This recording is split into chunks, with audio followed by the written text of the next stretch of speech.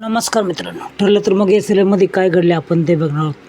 प्रतापराव गाडीमध्ये बसून अश्विला घेऊन घरी येत असतात. त्यावेळेस प्रतापराव त्याची मनाची व्यथा ओळखतात आणि सर्वजण असं व्यवस्थित वागा असं तो बोलतो.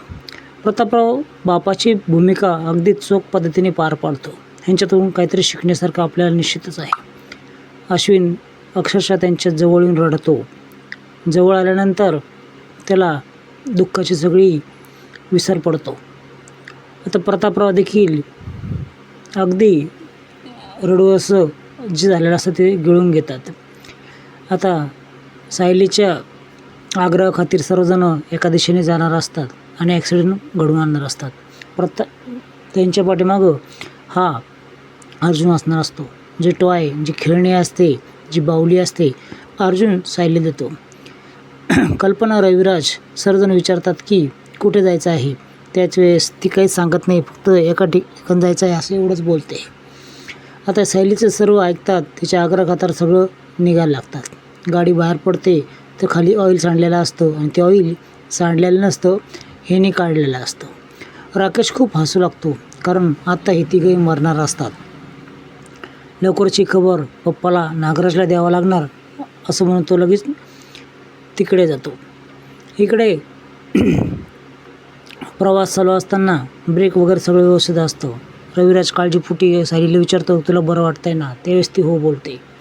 खरं तर हिच्या डोक्यामध्ये वेगळाच मानस असतो की काही करून आपल्याला ॲक्सिडेंट न घडवता सर्व आठवायचं आहे. अर्जुन खूप काळजी करत असतो दिव्याची. तो बोलतो की बाळ आणि सायलीला व्यवस्थित ठेवा, त्यांना काही होऊ नका देऊ, दिव्याची कृपा तो दाखवा असं तो विचार करत असतो.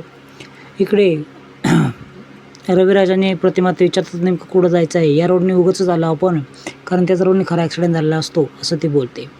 कल्पना ज्यावेळेस घरामध्ये असते, अस्मिता आणि कल्पना जाणवतं की वादळ सुटलं आहे. कसं काय सुटलं असं याची काळजी हुरहुर या कल्पनाला लागते. काही विचित्र तर घडणार नाही याचा देखील ते विचार करू लागते. इकडे हळूहळू सायलीला थोडंसं दुसरं दिसायला लागतं, जे नेहमीप्रमाणे दिसत असतं, पण काही स्पष्ट चेहरा दिसत नसतो. इकडे मधुभाऊ देखील चिंतेने हैराण असतात. त्यांना कळलेलं असतं की जाणार आहेत, ॲक्सिडेंट पुन्हा करून घ्यायचा आहे जेणेकरून सर्व आठवल. चक्क सायलीला या ठिकाणी ती पुन्हा तो ड्रायव्हर दिसतो. इकडे नागराजला खूप आनंद होतो की राकेशनी एक वेगळा प्लॅन रचला आहे. राकेश या तिघांच्या मौतीचं मातंग नाही तर खुशी मांडणार असतो. सचिनला देखील आनंद होणार असतो. नागराज तर आनंदाच्या उकळ्या फुटत असतात. इकडं राकेशचं खूप तो कौतुक करतो आणि तू कसं काय इथं आलं शिकलास, तुझी दृष्टच काढायला पाहिजे असं तो बोलतो.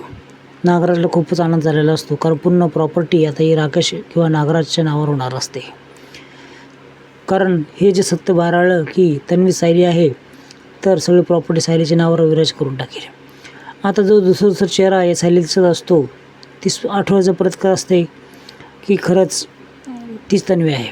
इकडे पूर्ण आजीला खूप घाण स्वप्न पडतं आणि झोपेतून ती खळबळून उठते. सर्वजण जवळच असतात आणि स्वप्न असल्यावर तिला जरा बरं वाटतं, कारण तन्वीच्या जीवाला धोका आहे असं स्वप्न हिला पडलेलं असतं. सर्वजण काळजीत असतात. आता या तन्वीला सायलीला स्पष्ट चेहरे दिसू लागतात.